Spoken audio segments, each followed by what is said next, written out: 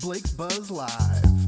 Buzz, buzz, buzz, buzz, buzz, buzz. It's Blake's Buzz Live. Buzz, buzz, buzz, buzz, buzz, buzz. It's Blake's Buzz Live. More, hate less, read comics. It's Blake's Buzz Live. Buzz, buzz, babies.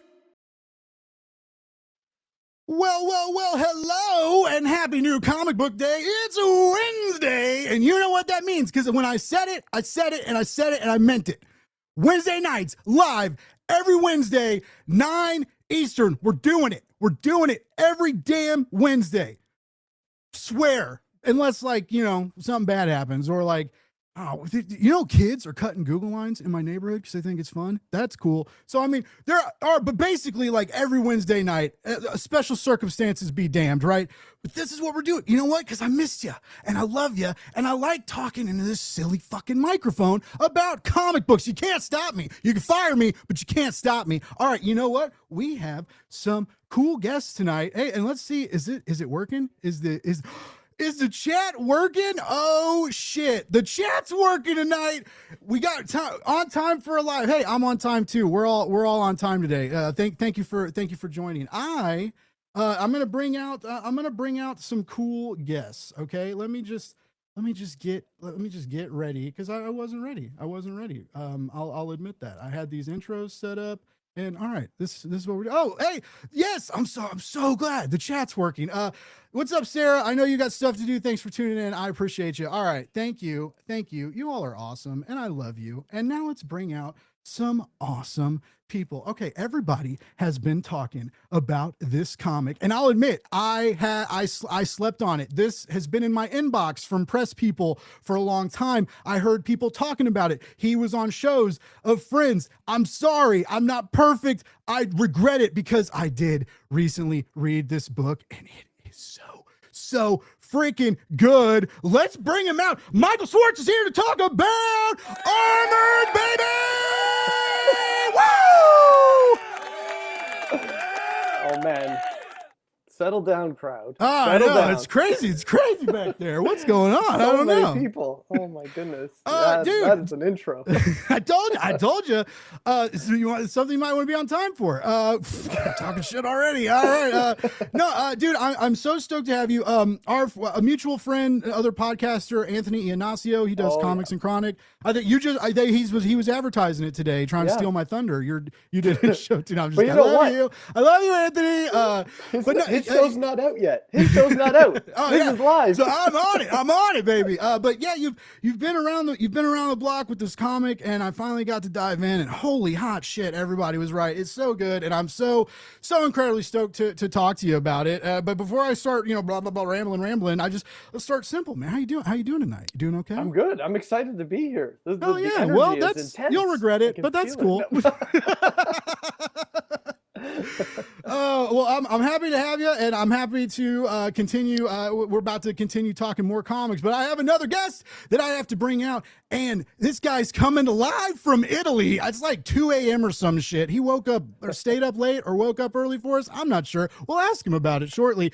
Some of people, I know how to talk. Some people are saying he's one of the best indie artists in the game. I am not disagreeing with that statement. You know him from his epic indie series Immortal Coil, but now he's back on Kickstarter with a sexy new art book. I'm tripping over my damn words. A sexy art book. Some may say it's scorching, flaming hot. It's the devil inside, and we've got Gerald Von Stoddard in the house. Hot damn! I got famous people in the chat on the show tonight. Gerald, how you doing, bud? I'm good. I just drank a ton of coffee. Oh yeah, I didn't. I don't know. So. Actually, I lie. I don't do coffee or G Fuel anymore. I've switched to green tea extract. As you can tell, it fucking works. Yes. No, I'm just excited about comics. By the way, we've got another guest. There's technical, they're late. Hopefully they show up. If not, we'll talk to you and it'll be great. But Guys, both of you have really, really cool projects on Kickstarter. Both of you have been on the platform on and off for a hot minute now, getting to know things, building an audience, getting out there. You both have series that everybody really loves because they're very good. And now you're Mike's on with a glorious Kickstarter hardcover. Gerald's on with a glorious Kickstarter hardcover art book. I guess, Gerald, real quick, when we dive in, you've had a lot going on with Immortal Coil, and you do covers for everybody. I think. I mean, you do a lot of covers. What made you want to dive into the art book territory? What made you want to go crazy? Yeah, well, I have a bunch of other comics too going on. We just actually finished 1,000 Cuts, which was our best campaign yet. I've teamed up with a writer named Frank Martin, and we started an imprint called Third Contact Comics, and so we could just publish our own stories. But anyway, the art book came because I've done even more covers than people have seen, some works in progress, some stuff that may never come out. Because if you're in the indie comic scene, sometimes the books don't come out, or they come out 2 years, who knows. So I'm just sitting on a ton of art in between projects, and I thought it wasn't just about showing off the art. The more I looked at it, I was having this conversation with a friend of mine, it felt like a visual autobiography of the last year. Sort of like a journey through different styles, working with different types of writers, different types of genres, trying to find my own voice, and I put it all sort of together, and there's hundreds and hundreds of pieces of art, and I said, well, why don't I just try to find 88 of them and put it together and see if anyone's interested, and if not, that's cool too. Well, when we bring up the page, we'll see they definitely are interested. Now, both of you have hardcovers out on Kickstarter, and one of the glorious things about my old job, sort of my current job, we're dealing with this in some ways, but I can't really talk about it because I just had to sign NDAs out the wazoo. So I know I'm fucking cool, right? I'm fucking signing NDAs and shit now. But hardcovers are great, right? They're beautiful. They look great on the shelf when you buy, as a consumer, when you buy them, right? It's like, most of us are very aware, like we'll pony up the extra cash for that oversized deluxe or library edition or omnibus, whatever they end up calling it. From a designer creator perspective, hardcovers are a clusterfuck. It's just, they're trickier, they're harder, they're expensive. Everything you want to add, you're like, oh, this sounds cool, let's add it. And they're like, well, that adds $1 million to your production fee and shipping, and and it's just like, it's a lot, and I don't think a lot of people are ready for that all the time. Like, Gerald, you've dabbled a little bit, in your kickstarting your stuff, and you've done a weird oversized artist stuff, and you've played around with printers and talked to designers and stuff. Mike, I know you're with Clover a little bit and stuff. Like, are they taking care of a lot of that, or do you have your fingers in some of the design? Are you getting to play around with any of that craziness? Yeah. I'm really lucky because I don't have to go near that side of the production side of things. Like, I'm like, oh, good, you got it. I don't know how Gerald does it. Like, I don't know if I could handle it. As it is, I can't handle having a Kickstarter going on. I don't sleep for like weeks. But I will say I am involved in like the design a little bit. Like, there's a designer at Clover that designs the book, and they run with it, and then I give my input. So like today we were talking about how should the chapters be laid out, like things like that. So Okay. but it might be over text messages, it could be over a call, whatever. Yeah. Nice. So you got someone kind of, you're like asking questions and you're a part of it, but they're kind of guiding you a little bit too. Like, we need this, we need that. I have to say I'm so lucky because like I don't know if I could do what Gerald does. I would lose it. I don't know how you're doing it, man. I need to. You'll have to Teach me. Well, I can't even draw a fucking stick figure, so I definitely can't do what Gerald does. Like, you're so good, dude. It's insane. And this art book is intriguing, especially with the title, right? Like, The Devil Inside. You know, you do a lot of horror, you do a lot of creepy shit, you do a lot of real like edgy, gritty, noir, you know, heavy stuff. Is this art book, is it telling a story? Are you exercising some, are you perhaps exercising some personal demons right now? Is it just a clever title? Am I looking too deep into this? Or is that one of the things of like, because I've never like curated an art book, right? I've helped type them. I've done some things with them on like social media and stuff, but like I've never really gone into like the design or the hows and the whys behind like the structure and organization. Like, are you trying to tell a story with the art as people like turn the pages and go through it? We'll see, because I'm actually working with my editor. His name is Sean French, and he edits Immortal Coil, and he edits tons of other comics.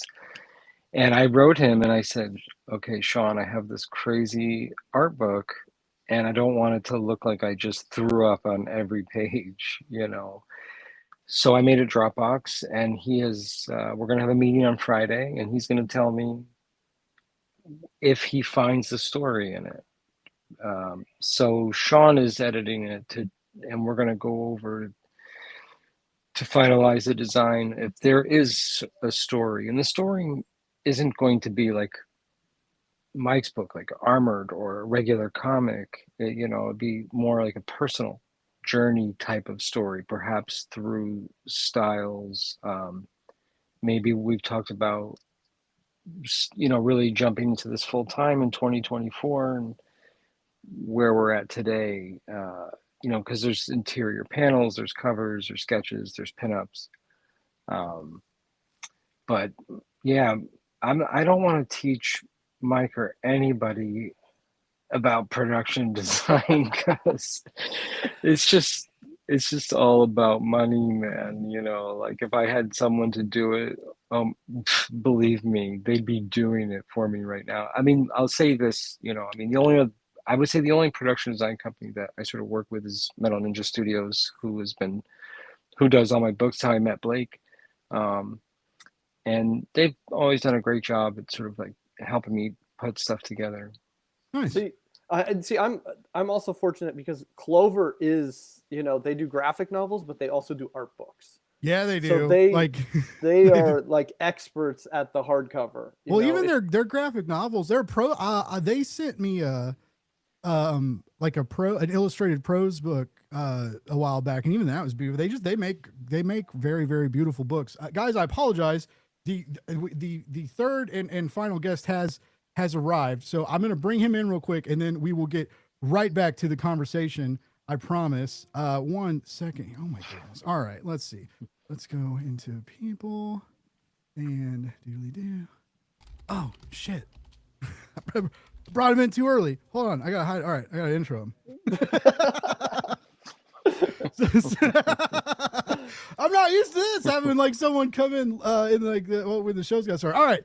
All right. So and finally we've got our final guest is here, folks. He has written Tom and Artie an Abnormal Shift, and now he is back on Kickstarter with an adorable kaiju book. It's called Kaiju Days. The second issue is out. Let's give it up for Robert Livingston. Hello. Thank you. Oh, sorry, I wasn't able to grace you with some kind of grand image of me. My webcam is off. I'm trying to shift things to be a little bit more in line with the topic. Oh God, how do I upload a profile image? It's fine. No worries. I'm still surprised. I'm surprised Riverside even works, dude. It's always. I want to shout out Sarah though. It's so cool that I was able to get a live studio audience. I know the production value is through the. When you're unemployed, it's amazing what you can do. I mean, I'm kind of employed, but barely. I like to bring that up. But then. My buddy Cole's in. Cole's saying, we talking hot dogs yet? Nah, baby. I was waiting for you. You know we love them dogs. It's such bullshit. They say that they take a half hour off your life, and I still don't care because I'm like, you know what? I'll have 2 for lunch. Maybe I'll get frisky and have 3. What's an hour and a half? You know? Oh, it's funny. It's funny that you say that because it was like, I was not good at time management to get here. It was just like, my friend caught me in with this whole conversation about something he was doing in his side of the industry, and I was looking at the time. I was just thinking, you know what? I have to get on this podcast, but maybe I got time to get like some dinner. I got the pizza shop nearby. Let me run there really quick. So I was like running out to grab that. That's why I sent you an email saying, hey, I'll be on here in a bit. I just need to go get some food. I'm running all the way over to the pizza shop nearby, placing my order, and just like running back. I know, no worries, man. You're here. We're ready. We're ready to talk comics. That's gonna be the new Blake's Buzz slogan. Is buzz is out. It's woof woof, baby. I'm gonna make it a thing. I know I need to make new T-shirts. It's been a while. I gotta make new T-shirts to do so. I have to do so many things, guys. It's crazy. One of the things I gotta do is talk about all your awesome comics, because that's what we're here to do tonight. Gerald, I know it's like 2 a.m. there, so I figured we'd start with you in case you like black out or pass out on the screen or something. So let's do this. We'll share the screen. We'll bring up The Devil Inside Volume 1. Here we go. You are funded. 56 backers. 11 days ago. You ran a shorter campaign on this, it looks like. Yeah, I'm only into 2-week campaigns now. 30 days is too long. 2 it's weeks. Too long. That's insane. So, yeah, I mean, I it's an art book. It's hardcover. It's more expensive. I'm not expecting, crazy numbers, but happy to have funded. And I think we funded in like 10 hours. Hell yeah, dude. That's badass. So I see you're offering a digital art book. There's been discourse that I've been privy to, and I've heard people talking. That's, the art book doesn't, like, the digital version doesn't belong in like the deluxe art book territory. There seems to be a lot of back and forth talking on this, which I think it's just, I think it's kind of silly. Like if someone wants to drop, $10 on the PDF, like let them, right? But like, what did you have any back and forths on that, or was that just like, were you like, yeah, double do digital?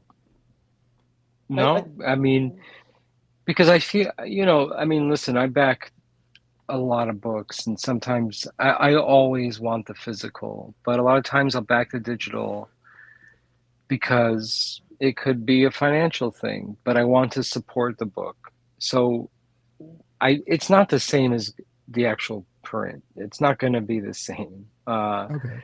The actual hardcover physical, I know that anybody is interested in what I do will want that. I think sometimes the digital is a way to say, hey, I'm getting something for my book, but I'm definitely here to support the project. So no, there's no back and forth for me. You're still gonna get stuff.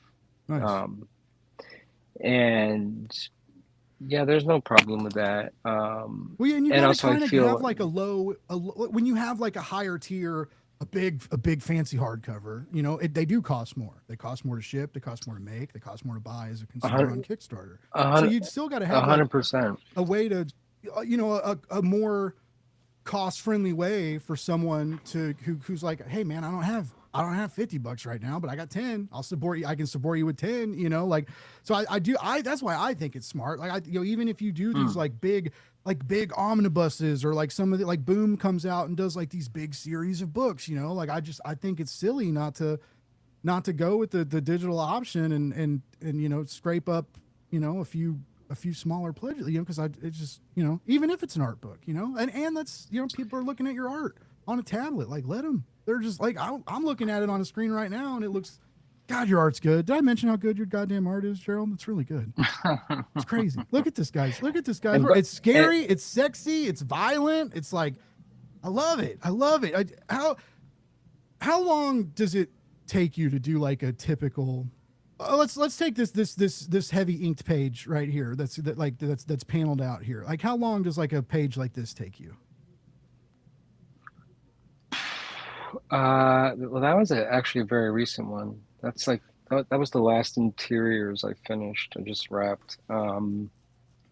That's for an anthology that may not come out for a long time. So I was like, well, why not put it in the art book? That way people will get to see it before the anthology Nice. comes out. I think that one, just because I was messing around with some stuff, took a couple days. Okay. Are you like digital, or are you like pencil on paper? How are you doing it? Both. Okay. It depends on timelines, how fast I can do it. Plus, summers are very difficult because, as you said, I'm in Italy. It's 3 a.m. actually. It's actually 3:30 a.m. Oh my goodness. And we have terrible Wi-Fi here, and we're by the sea, and we're here we do this every 2 months, for 2 months in the summer. So Okay. it's very hard. I don't have a table. I don't have my inks. I don't have my nibs. I don't have. I have some pencils, and I use my 7-year-old's art supplies sometimes. So that's fun. Oh wow, that's awesome. But a lot of times I have to ink digitally, just because, especially right now, because I have so much work to do.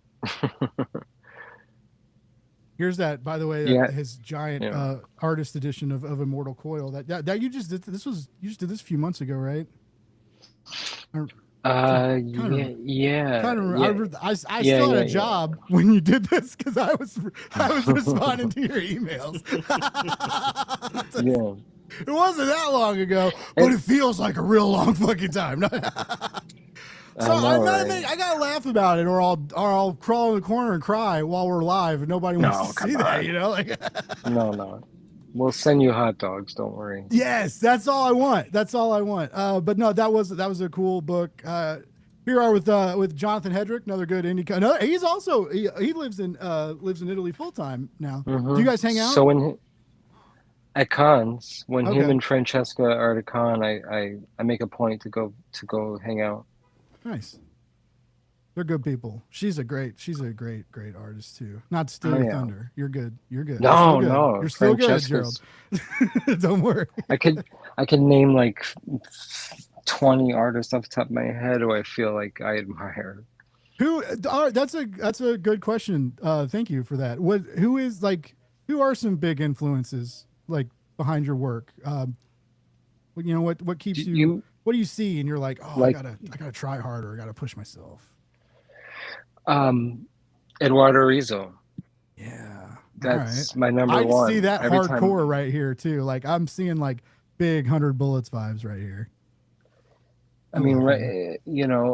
Sean Phillips. I could look at Sean Phillips and Eduardo Rizzo's artwork all day and then just want to quit.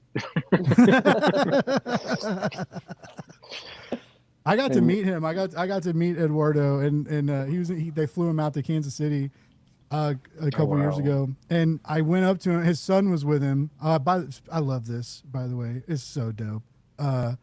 So dope. But yeah, I went up to him. I was like, I was like kind of freaked out. I was like instantly. He just looked so kind. He was like, oh hey, and I was like, 100 Bullets is amazing. Oh my god, I can't believe it. Like, would you I'm press hi. What Blake? We want to do an interview. And he looks at me and he goes, sure. I don't really English good. And I was like, oh shit, sorry man. Hi, I won't bother you. I was like, but yeah, he signed my deluxe edition of 100 Bullets Volume 1. Man. And he does like that cool signature, like the blocky Rizzo. I was like, oh, so sick. Yeah, I can see that. I can see those vibes in your work. Yeah, man, this is a very cool project, and I really I encourage you guys to check out stuff that Gerald works with. And I've talked to Frank Martin several times too, and Frank is one of those like prolific Kickstarter people. He has like a family and dogs and a day job and a life, and still he puts out books like every other month. I swear, like he does a lot of Kickstarter titles, and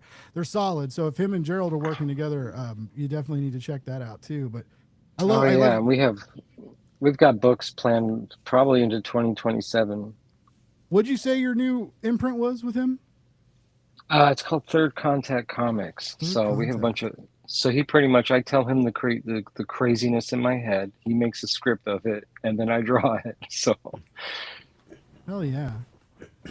That's awesome. And you got a lot. Oh, look, Michael Schwartz said something nice about you. Gerald Von Yes, he Stoddard's did. intense, moody artwork is like no other. His beautiful inking bleeds atmosphere and raw emotion, giving each image a haunting, visceral power. I would kill to work with Gerald, but it sounds like he's booked till the 2027. Is that what you've just said?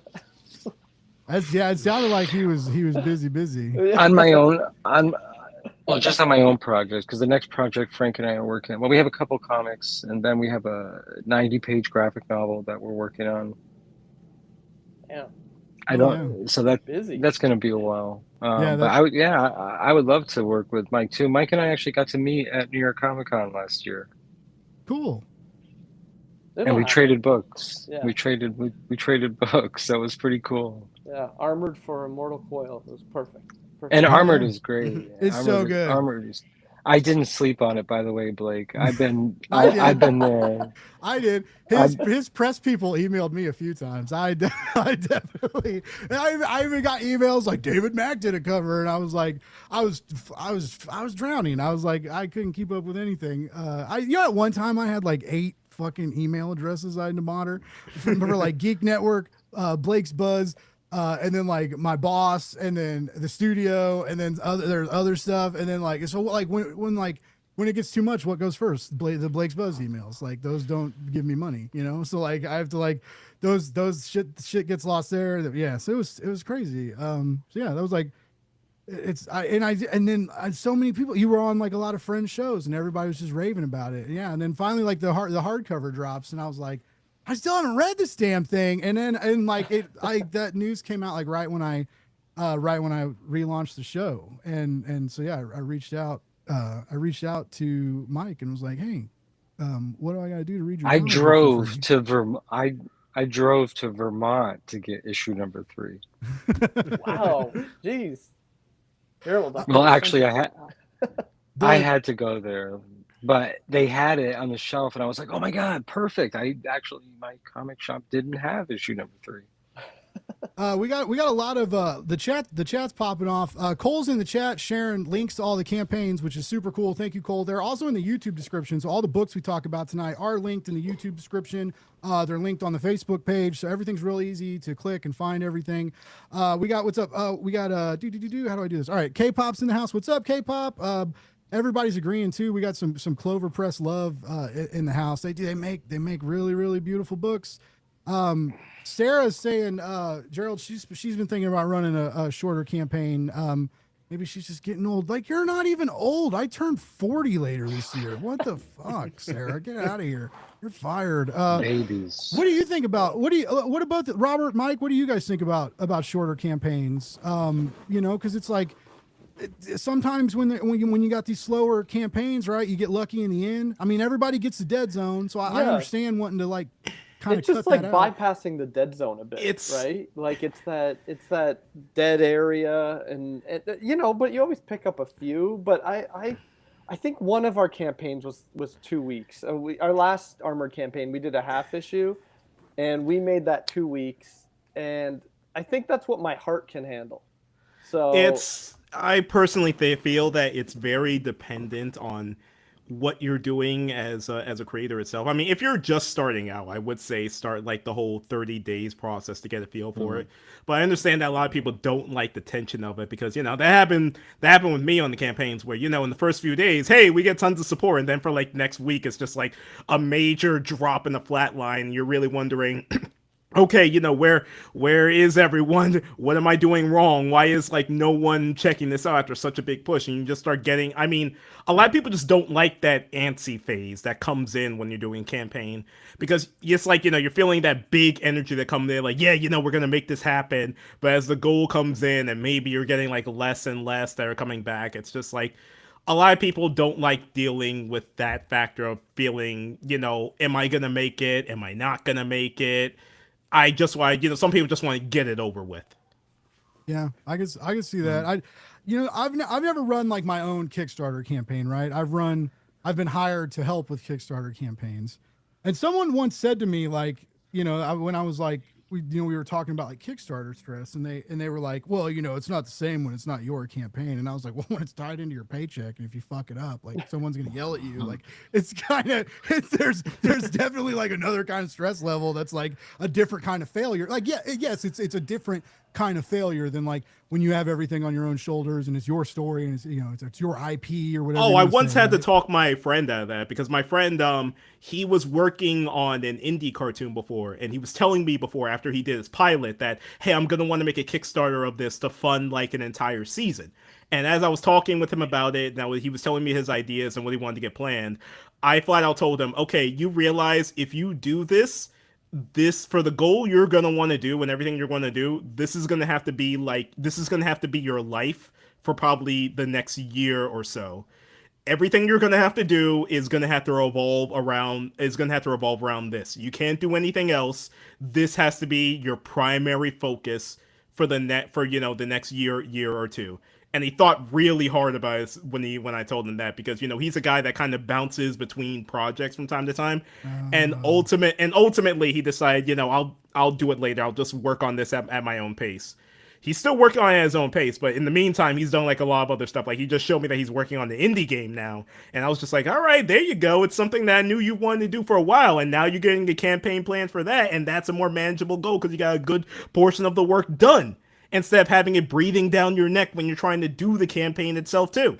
Yeah, no, that was good advice, because like a lot of people don't realize that like a campaign, your campaign's 30 days, right? Well, your campaign's actually like 60 days because pre-launch is real, and you need to be your pre-launch month needs to be as full of content ideally as your launch month, right? Like because it really does help generate hype. Those, when people sign up for that pre-launch page, they're getting those emails, they get those 48-hour notices, they get those updates that you all work so hard to write. Like I've written a lot of fucking Kickstarter updates. It's nice knowing like some 6 or 7 people at least read them. It's like, hey, cool.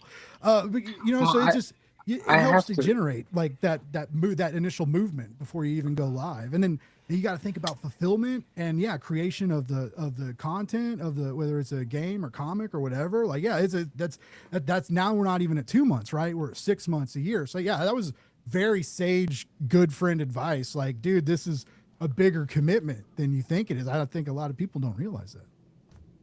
Well, I have to just kind of reiterate, what he just said, because,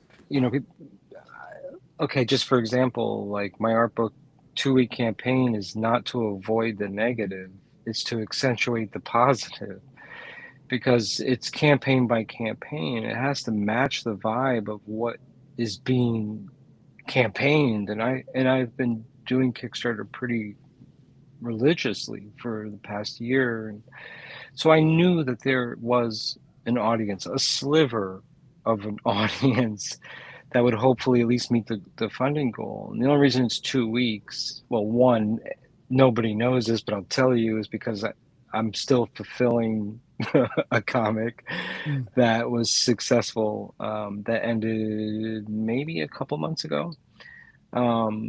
But also because this is an art book, it's a collector's edition. And if you're going to put early bird specials or say this is limited, this is collector's thing, like, I don't know, 30 days just felt too long. Not because everybody experiences Kickstarter tension, I guess, or you want to avoid that slump. Well, you're going to hit it. I don't care if it's 2 weeks, 1 week, 30 days, 48 days. Well, that's stupid. Anything more than 30 days is crazy. You're going to have so many people dropping off like flies. Yeah. But you're going to hit that point. The best time is always that first day, and that's what you hope for. You hope for that sort of first day rush, but only if it really does feel limited. If it feels like, because a lot of people are buying a lot of their books on Kickstarter, and if it feels like if I don't get it now, I won't get it. And that was the whole reasoning behind the 2-week campaign. I gotcha. Yeah. It definitely adds a sense of like urgency, right? Like as a consumer, you have less time to think about it. And like you mentioned, like on those longer campaigns, it does give people some extra time to possibly change a pledge, cancel a pledge, switch to digital, right? It also gives people a longer period of time to like, oh shit, my car broke down. Oh shit, my kid got sick, right? Like it's not always like someone just doesn't believe in your project and it's like, fuck you and your art book, Gerald, fuck Armored Mike. Like, I don't like Kaiju Robert. Fuck Blake's Buzz, Blake. It's not always like a personal attack. Like just sometimes shit happens, sometimes, and so sometimes you don't realize it, right? Because you pledge and you're like, oh man, like Gerald's offering sketches for like a great price on his campaign. I'm going to get one. And then like, oops, then something bad happens. And then 2 weeks later, you forgot about it. And it's like, oh, hey, you're about to owe 100, 200 or something, and maybe you don't have it. So, sometimes it's like that. But yeah, the longer the campaign, the longer, the more hurdles that can happen, the more people have time to think. You want like do a 3-day campaign. everybody gets in at $100. It's like they don't have any time to cancel it. But I like it. I like the idea of like urgency and like a prestige edition and how it feels limited and special and how it's like, hop on now, and I think that you got some of that momentum, like maybe that I think that was kind of working for you on this campaign. It feels like. Well, I think it's also every Kickstarter is a litmus test of what's happening in the comics world, especially crowdfunded comics. And it's also a test to see who's a real fan. But with a grain of salt, because it's just, and I think everyone's feeling it a little bit on Kickstarter right now. People are tightening their wallets, and that's fine. That's okay, Mike and I were just talking about this last week. Probably 6 months ago, a year ago, both of us would be like, Armored would be like going through the roof. It's still well over funding. And I even told him Clover should be totally excited. That the current climate that we're in, that it's doing so well. Yeah, it's echoing some of what we're seeing in like, cinema and movies and shows. And I don't know what it is, man. I get how broken are all of us? Like, we just want like younger kids to just go through a rash of shit, like even Robert's fucking kaiju teenagers are going through it, like in his book, like it's just like we want to like put kids through, like make them, like give them adventure, right? But break their spirit and heart a little too, like break them down and beat them and watch them build. And it makes for great storytelling, but it's odd. Like the more, it's not like what you guys are doing is like, it's, I wouldn't call Armored like YA, right? But it is for a lot of audience. Like a lot of people can dive in and relate to it at different reading levels. I feel like. Well, my 7-year-old and I read it together. That's nice. He loves it. Yeah. I honestly feel, just going off of that, is that when it comes to something about where you're trying to get people into like new comics and everything like that, the issue, because I see this discussion, I've heard this discussion like hundreds of times in my time of being in comics, is that you'll have people who would be doing some awesome comics, be a web comic, indie comic, and they'll do it for a bit, maybe they don't get funded, but at the same time, you see those awesome comics that don't get funded, and you'll have some other people who would step in and be like, hey, where are all the comics to read? Where's all the good stuff? Where's all the not DC and Marvel stuff? And every time I feel like people say that, because I will see people say the same thing. We have so many websites of different publishers. We have we have Scout, we have Image, we have Red 5, all the, just like listing some different names. We have all these different publishers. And people would still come to me and say, I don't know what to read in comics. What is the good stuff to read in comics? And I'm honestly, no offense to anyone, I'm getting a little bit tired of people saying, what are the good books to read in comics? Because each time I see that, people will only recommend the same 5 or 6 things that I've seen recommended several times before. Not saying they shouldn't read it. No. But I say, here's what you gotta do. Something is killing the children has sold enough fucking copies. Yeah. We don't have to recommend it. I just say it like this. More. Okay. I love James Tynion. We don't have to recommend that book to anybody. It's going to sell out every time it comes out. Yes. No, I'm with, yes. Yeah, I'm it's just sorry. like, I just I'm say it like sorry. this. I know James listens to my show. He doesn't. It's just I'm like, sorry. I just say it like this. Like, okay, what is your favorite genre? You like action. You like horror. Yeah. Here's what you do. You go on any of these websites, these publishers, you click on the action or horror genre label there, and you just read the list of books that they have there and see what you like. See what speaks to you. See something that you probably didn't think that you wanted until you saw it there. You can't depend on everyone to just spoon feed you what is going to be the good book to read, what is going to be the next big thing to read in comics. Yeah. Because the problem is that if you just rely on the spoon feeding, you're not going to find something that would really speak to you that you probably won't see anyone talking about. Like, when I decided I wanted to get into reading comics again, which was in my early 20s, I was on break at my job. I work in Manhattan. I went to one of the local comic shops that we have there, Forbidden Planet, and I just walked around in the aisles and I picked out like 4 or 5 random books from a pile that I saw that I thought looked interesting and just went off from there. And those books I bought were Scud the Disposable Assassin, Kaiju Max Volume 1, Archer and Armstrong.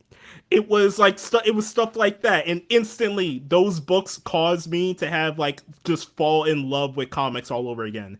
And I just had to go back in weekly and just get stuff that I thought were going to be great. Even when I go to conventions nowadays, I go to the artist alley, and I always say that what I'm looking for in the artist alley is that I'm looking for the indie people. I'm looking for the books I've never seen before. I'm looking for the books I'm only going to see at these conventions because these are probably the only time that this person is going to be there publicly giving it out. So yes, I am looking for the people who are bored at their table, who probably don't get approached a lot because they probably have something that I have not seen before.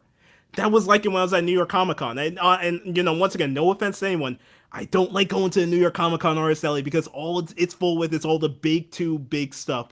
And I have to really try hard to find indie people at the New York Comic Con Artist Alley. You got to go to like the Toronto Comics and Arts Festival, you know? Have you been to something like that? There was like, I was just there. I have like a stack of just indie stuff, you know? It's like stuff no one is, well, I'm sure people have heard of it, you know? Just like really indie books. You go to those cons. Those are the cons to go to. Yes, exactly. That is exactly right. You say that, and I remember the Toronto con because actually like 2 or 3 years ago, me and my friends, we went on a trip to Toronto, and we were staying like right by the CN Tower out there, and the convention was happening that weekend, and we did not know about it until literally the day that we were leaving. We did not get to stay around for it. That's one thing I want to do is travel, which sucks because it's not cheap, right? I can get press or like you probably get pro passes now, but like I mean I can get into most cons. But it's getting there, staying there, or even like finding a couch to sleep on. Speaking of sleeping on, I'm sleeping on the chat. I suck at this. Like K-pop is awesome. She speaking of indie, she has a great eye for indie on her YouTube channel, which Cole was kind enough to link here. You guys should follow her. She's really, really awesome. Let's see. And Katie's then awesome. we also have Cole also shared Sarah's website, Wasteland Comics. They do some really cool stuff over there. Katie agrees. Immortal Coil is dope. Gerald, you went from being chill to a party animal. Oh, because we found out it's 3:30 a.m. over there. Yeah, we caught him after a rager. He was like. He messaged me yesterday, and I was really confused because he was like, "Hey man, like, can you send a link like before I go to bed?" And I was like, or he was like, I thought you were gonna like take a nap, and then I was like, "Hey man, you know this is tomorrow," and I was like, "What?" And he was like, "No, I'm in Italy," and I was like, "What? I thought you lived in America." And then yeah, so it was very I'm with it. I'm a really great host, basically. Cole's talking about doing dishes. We don't need to share that. Sorry, Cole. No, I know it gets confusing. My wife is Italian, so we moved to Italy 5 years ago. I don't have any hair, Sarah, so I just have hair here. And it's good. This is going great. But you mentioned some like the Wi-Fi and some other stuff though, but like is it like I just feel like it'd be so wonderful. So my mom's maiden name was Ragusa, so like half my family's pretty hardcore Italian. Suppose like everybody made jokes, but like they were like those jokes that like it was kind of real. I'm pretty sure my grandpa was in the mob, but he died when my mom was like right after my mom was born. But like everybody always made like, you know, like when they were like, oh no, like your grandpa like was in the fucking mafia, and my grandma Ragusa would be like, oh guys, no, he had friends, and it was like, what does that mean? But you know, like, so like I was like this close to having a cool job, but it's just I've heard like, you know, stories of like people visiting and the food and the like the scenery and the coffee and just everything. Is it as wonderful as everybody says? Yeah, it is. Listen, it is, but it's not easy to move to another country and learn and be in the culture and learn a whole new language in your 40s. You know, it's not easy. And especially, you know, if you're not fluent in the culture and in the language, it's very difficult to be in the comic scene in Italy, which is actually very vibrant, very exciting. I go to a bunch of cons to take my little one because he loves comics as much as I do, so it's very cool. And I get like the stuff I won't let him look at, and then we get some stuff that we can look at together. And I like European art. Like people make fun of Dylan Dog because the American movie, but actually right now some of the best artists in Italy and writers are doing Dylan Dog. It's actually gone up quality level. Like, it's just a different type of art. It kind of reminds me of EC comics in a little bit in a way, and very noir, and I love it. So I understand Italian fluently, but I don't speak it fluently. So most of my comics work is in America, but I'm starting to make that shift. Ooh, that's exciting. Immortal Coil is going to be translated in Italian and French. Cool. And my colorist is in Rome, so I'm making moves to try to, you know, be present in both countries. But yes, outside of that, the coffee's great. The food makes you fat. So does America. That's what it is. I've grown wide on microplastics, and they're delicious. They're so delicious.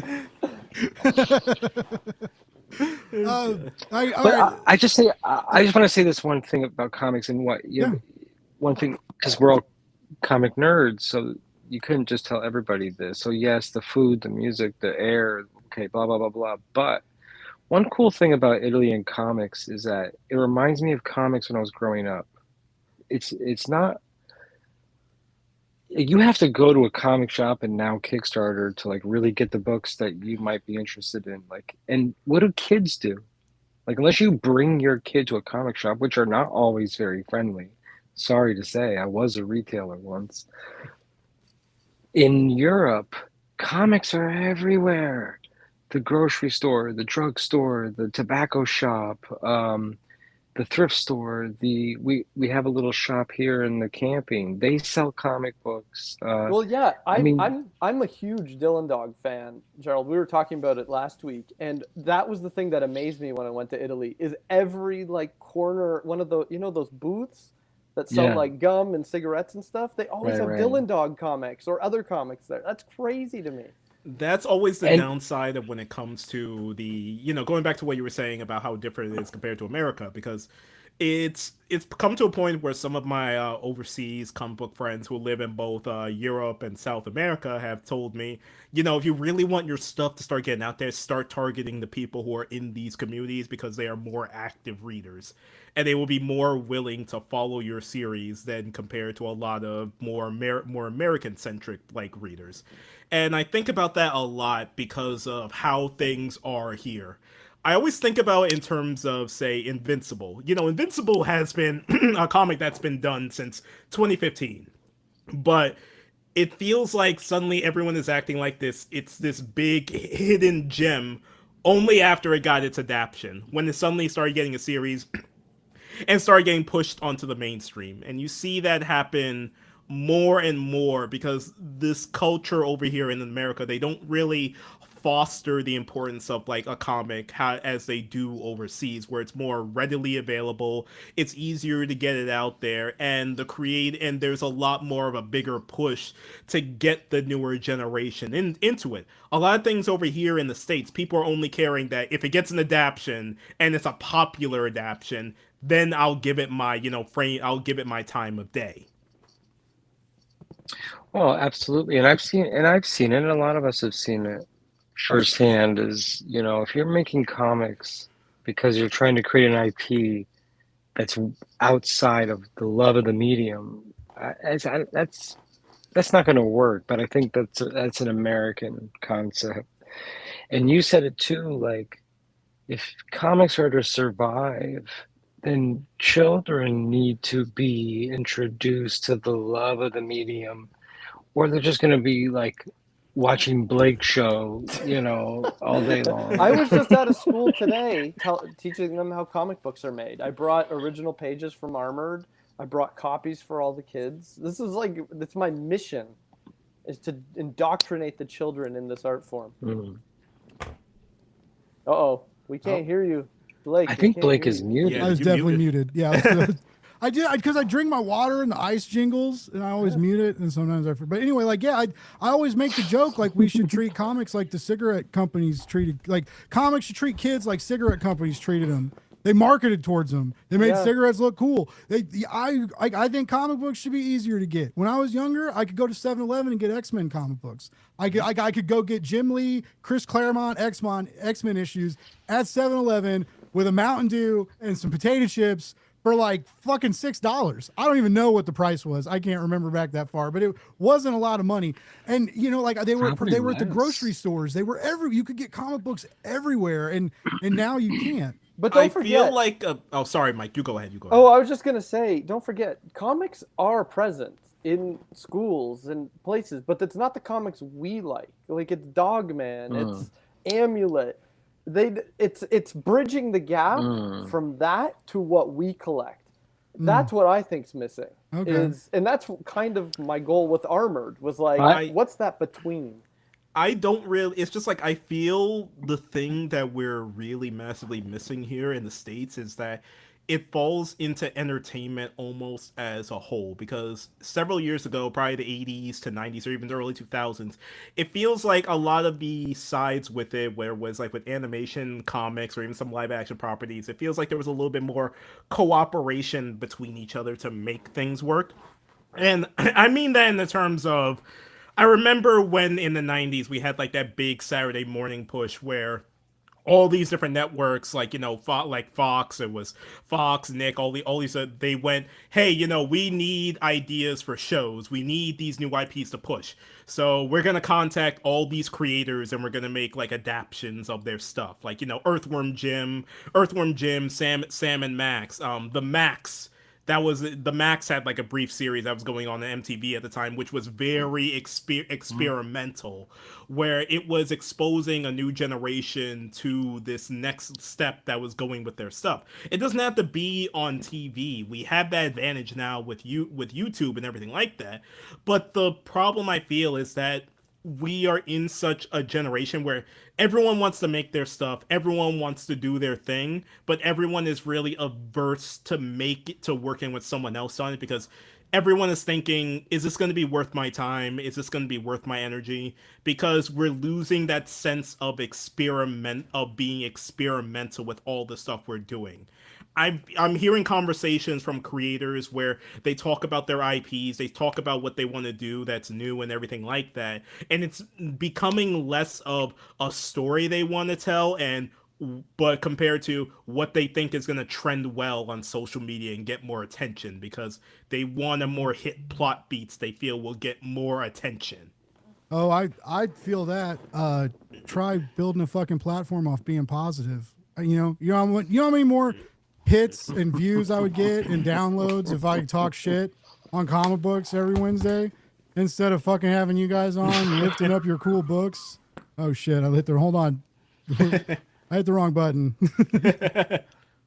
I wish I could like preload these. It'd be so easy. All right, we've been beating around. We keep talking about how cool Armored is. We haven't actually got to talk about it yet.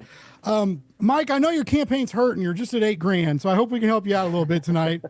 Can we get some stretch goals or something? This guy needs some fucking help. But no, congratulations, by the way. But real quick, I want to know, you've been rocking this, you've tabled it, you've showed it, you've been living and breathing in this Armored world for a hot minute. I want your con table pitch. Hit us with this. Do you want to know what it is when people walk by? Yeah. It's, a boy finds a haunted medieval suit of armor. That's it. That's all you tell them. That's literally where I start, and then they go, "Oh man, that's hilarious," and then I go into it more about how it's a mystery. Like, oh, it's not that funny, but it's like well, sad, I tell them the ghost is out of time. He's a goofball. You know? But they get that alone, that like elevator pitch of like a boy finding a haunted medieval suit of armor and the ghost having to train the boy how to use this magical suit of armor to kind of solve a mystery in the town. That kind of gets them, and then they look through the book at Ishmael. Ishmael is he resides in Spain, so he's a Spanish artist. And it's his art that also sells them. Beautiful. Everyone that opens it like kind of falls in love with it. Michael has just the most insane like connections in the comic art world. I mean that's I didn't really know Michael at all at the time. When I got issue 1, I just said, this is cool, because it's very actually hard to find a comic I can read with my 7-year-old is very savvy, so it's not like he's reading. Yes, he does like Dogman, Mike, but yeah. he also loves Dante's Inferno. I mean, this kid is insane. Awesome. He reads it in 2 languages. Wow. So when we found Armored, it felt like that book that was like, no, this is like a step up from just like throwaway comic stuff. The art is amazing. The writing is awesome. It's mature, but not. I don't know how to word it. It's like mature because it can make you think. You can also have a lot of fun at the same time. Well, I think my goal going into it was like, I really, I have 2 kids. I have a 6-year-old and a 10-year-old. Okay. And I remember going to a birthday party, and there was like an 8-year-old wearing a Stranger Things shirt. And I was like, whoa, kids that are 8 are watching Stranger Things? Like, it seems like every adult I know watches it, but there's kids watching it too. And I was like, that's what I want. I want adults to enjoy this, and I don't want to dumb this down for kids in any way. Like within 5 pages, there's a kid that dies, right? So it was like, I can't, I'm not going to censor myself. The story has to be told. Real quick, I just want to point out some of these fucking pull quotes. Like, a fun read and a great new twist on old-fashioned horror, just from Goosebumps' R.L. fucking Stein. Okay, like, okay, but do you know what Dan else I've written? Aykroyd said, a fear-packed, suspenseful, youthful adventure with a twist. A Ghostbuster liked this comic book. What the hell? Like, is Francis Manipoul's awesome? If Francis Manipoul said "Good job, Blake," I would live on that for years. Like, I mean, holy shit. And comic book couples counseling, I know they love this, and as you got the award and a pull quote from them and a lot of good. But like, do you know, or is this the benefits of working with a publisher and their connections? Or I mean, do you know some of these people? Like, okay, were you like, no, dude, me and Stein, we used to like hang out at coffee shops. I used to be like, dude, Go Eat Worms is a terrible idea. He was like, fuck you, I'm writing it. Okay, so even Gerald didn't know this. Like, I write movies, so I wrote a Netflix movie called No Malone, and then I wrote a Hulu movie called R.L. Stein's Zombie Town, and it stars Dan Aykroyd. It's a low-budget kids horror movie shot up here in Canada. I live in Toronto, but we shot it north of Toronto. So that's my connections to Dan and Stein. Like, Stein, I just finished writing another movie for him based on another one of his books. And then Dan, I had worked with him, and then a year later, I reached out to his assistant saying, would he read my comic? Can I send it to him? I didn't hear anything, and they were like, yeah, send it. I sent it, didn't hear anything for 6 weeks, and all of a sudden it just says, Dan loved the book. Here's a blurb from him. And it was like, what? This is crazy. Yeah, I was losing it. And then like people like Francis I met at a signing. His studio used to be down the street from my house, so we'd go for coffee.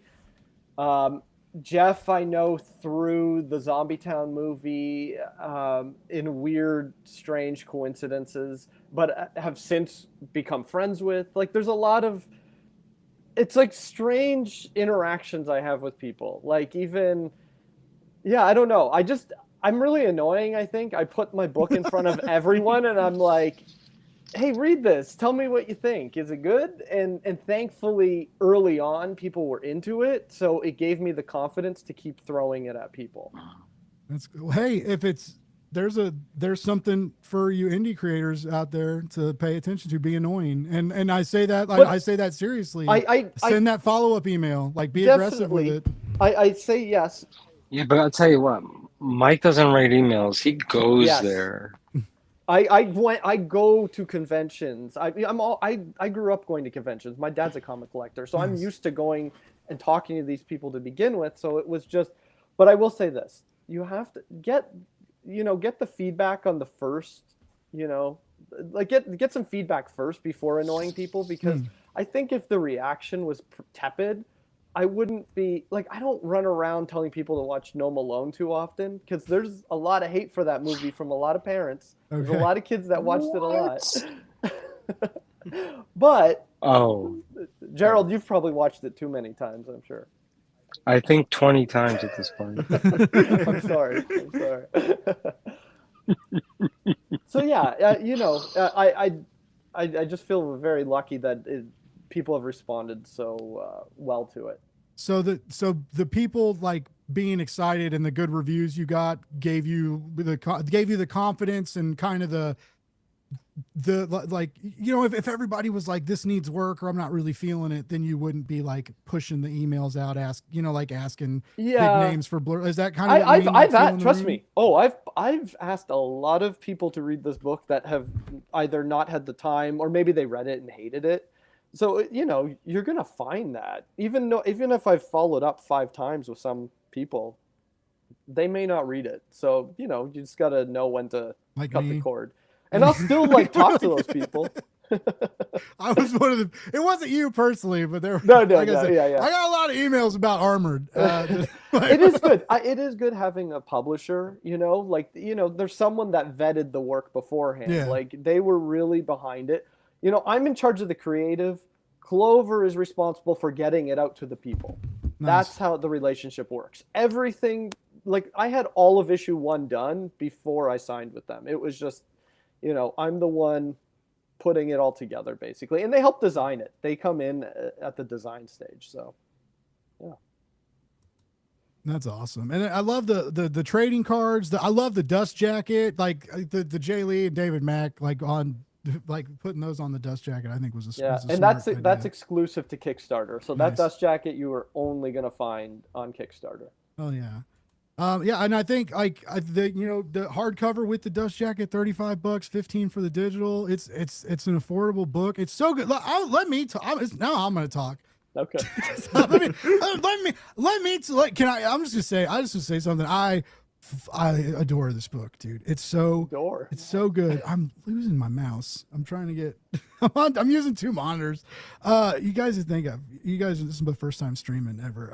But I loved it. It reminded me. I was talking to Anthony about this, and I was like, "Have you ever read Joe the Barbarian, the Grant Morrison book?" No. It's about this kid, and he's a diabetic, and he's like going into a diabetic coma, and he starts kind of hallucinating, and he ends up like being a general leading his army of like toys against the bad guys, and the bad guys have the insulin, and he has to like lead this army of toys, and it's all like in his dream, and he's basically like fucking dying.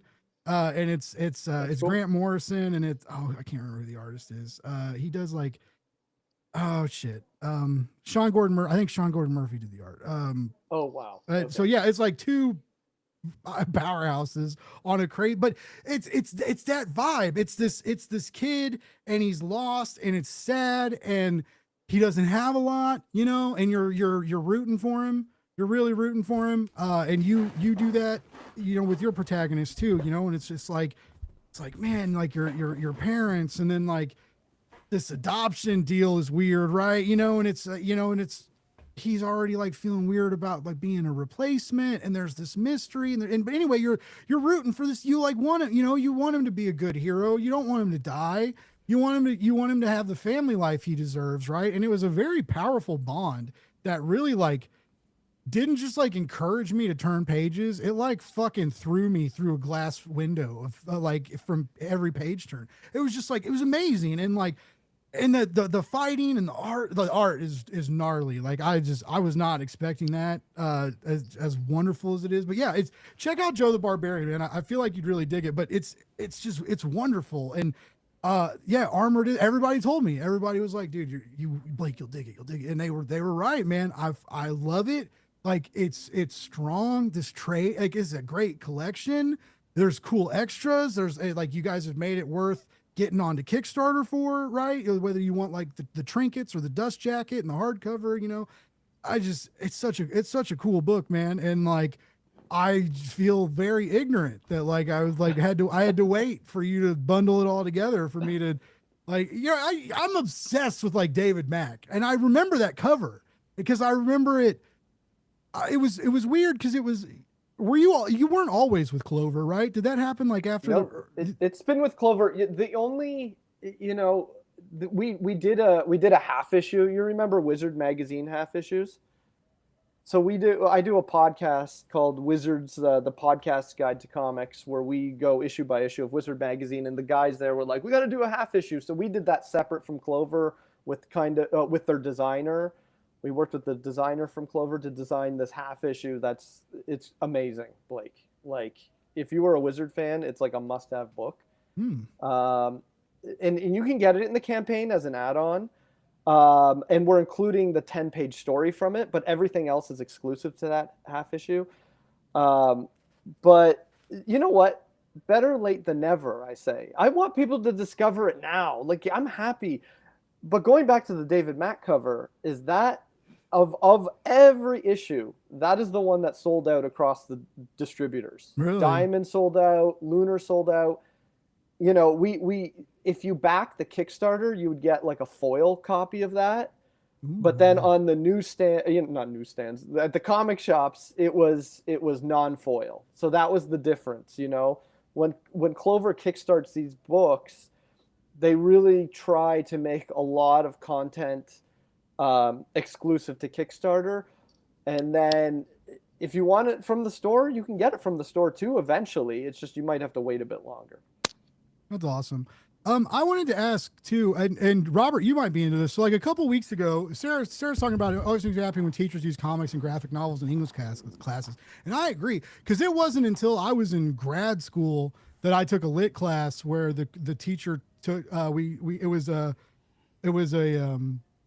was like Citizen 1366, I think was the title, but it was like a part prose. It was like an illustrated prose about a Japanese internment, and like it was really intense and it was cool, but that was like the only time I've ever sort of read a sequential art narrative in a lit course, right? And it's happening more and more.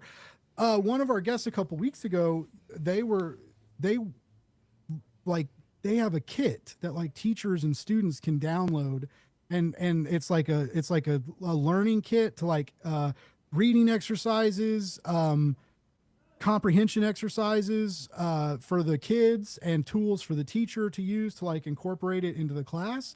Mad Cave does this a lot with their all ages title. Almost every book those are included. And so like, you know, basically it encourages, you know, like a teacher to try and like pitch it to their library to get it picked up, you know, to order it for a class or something. But like, you know, have you guys thought about trying stuff with that? Like, cause Mike and Robert, both of these books that we're about to see when we get into Kaiju Days, but they're, you know, they do warrant, you know, classroom opportunities, right? You know, kids that hate reading may actually like reading comics, you know, like you can kind of fool a kid into thinking something's cool and get them to pay more attention in class. And I think that's kind of where that conversation and where these templates and tools are going. But have you guys thought about looking into that for to try and help get your books into schools or talked about or in school libraries or anything? I did do that for my first comic, Tom and Artie, when I did my first convention in 2018. There was actually a teacher that approached me near the end of the convention and asked me, "Hey, I'm a teacher at this like school here in Chicago, and we want to do a thing where we want to get some comics in the classroom. Would you want to donate some of your books?" I was like, "Oh yeah, sure." And so I gave him like a good chunk of my stock I had left over because it was like a Sunday, and I did not feel like having to haul back like all those books with me or having to like put in for the cost of getting it shipped back. And I still wonder about that to this day. Like, how many children got exposed to like the book I was like the early versions of Tom and Artie. Like I think about it then because the whole thing was when I first wrote like the first version of Tom and Artie was like really kind of playing it safe.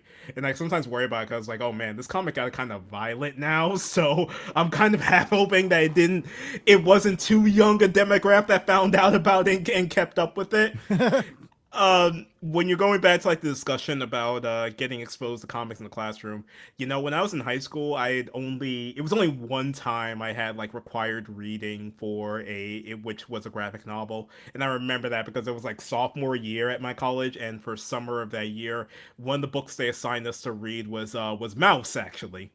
And that was an interesting choice. That was a very interesting summer with that book. I won't lie, because I think that was like my first big exposure to like to graphic novels, and I just remember picking up Mouse, and I could not put that down. But I was just thinking, who was picking the books for summer reading at this high school? Because one year it was Mouse, and then the next year, which ironically I left like the school that year, I saw they assigned Twilight as the summer reading, and I didn't know what was going on. Who was assigning the books? Now they're both banned, so you can't teach it. You have either of them in schools, I don't think. Well, depending on where you are. The weird thing was it was a Catholic high school too. Oh yeah, I was a Catholic school kid, Catholic school, grade school, and high school, and I even went to a private university because I was a fucking idiot and liked their writing program. I'm paying for that forever now. Yeah. We're not here to talk about that. We're here to talk about comics. Robert, I know, last but not least, let's bring this up. First of all, I love Kaiju. And I thought Kaiju Days was adorable. And I also, I work with Christian, who's, all right. I work with Christian Your Letter. Or I used to work with Christian Your Letter, but he's great people. And I was glad I was able to squeeze you on. I read issue 1. It's super fun. I like I love that it's like a kaiju sitcom. I mean,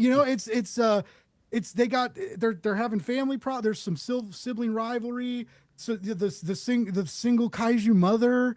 Yeah, I mean, there's so much. It's so fun. It's so funny. I haven't read anything that treats kaiju like this. I Kaiju Max I think does something like a darker side of it, but I haven't really read. I know about it, but I haven't read that, and I know I need to. But well, it's just that the reason that it's written like that, like a kaiju sitcom, is because this was originally going to be pitched as a cartoon. Okay. When I first started working on this, I was originally intending for it to be pitched as a cartoon, and I had animatics made. I worked with like a lot of different and talented voice actors to get it made. We produced like maybe I would say 4 animatics. And I was compiling up like, kind of a pitch Bible, which eventually I would have used to pitch to places like Nickelodeon, Cartoon Network, even Adult Swim, because one of the voice actors, she was telling me that she could possibly have gotten me an audience with Adult Swim at the time.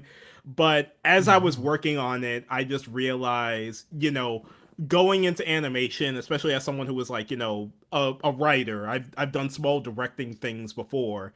And I was just thinking, man, this is taking like a lot of. I feel like this is beyond my skill and wheelhouse right now, because I was writing animatics and I was reading the scripts back to me, and I was reading scripts back. I was reading it with like some of my close friends, and I was just thinking something about this isn't really working with how I'm trying to do it in animation. I feel like I need to experiment more with writing animation, but it has to be something else. So let me go back to what I already know and make this into a comic. and the first issue you read was actually an adaptation of the pilot script I originally wrote for when it was going to be a cartoon. Wow.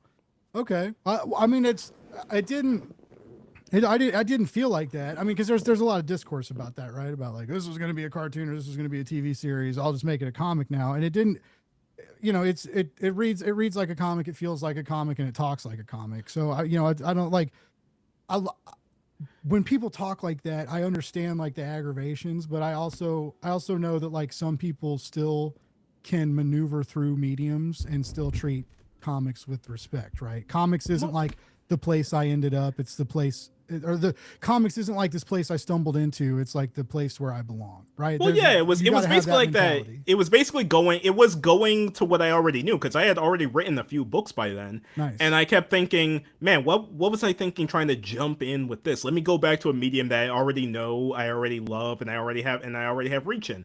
So let me make my kaiju sitcom here into a comic book.